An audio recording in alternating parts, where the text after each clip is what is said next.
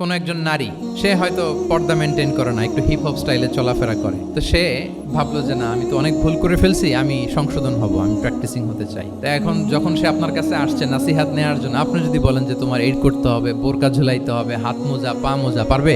এ বলবে আগে যা ছিলাম ভালোই ছিল। তাকে একটু একটু করে বোঝাতে হবে, মানে এই হেজাব এটা কেন, হ্যাঁ, কাভারিং আওরা এটা কেন, কেন এটা করতে, এটা বেনিফিটটা আগে বুঝালেন যে Islam consider women as a queen, নারীকে ইসলাম কি হিসেবে কনসিডার করে?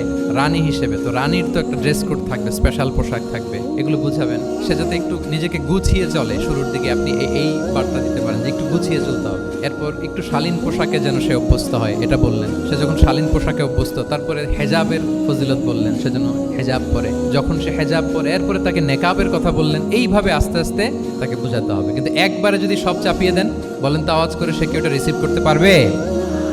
কারণ এই যে গ্রাজুয়ালিটি আর তাদাররুজ, এই সিস্টেমটা আপনি ভায়োলেট করেন নাই। একটু একটু করে বললে এটা মানুষের ফিতরাতের সাথেও যায়, তার নেচারের সাথেও যায়।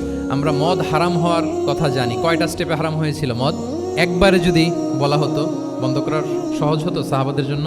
হতো না। অনেকে আছে দেখবেন যে চেইন স্মোকার।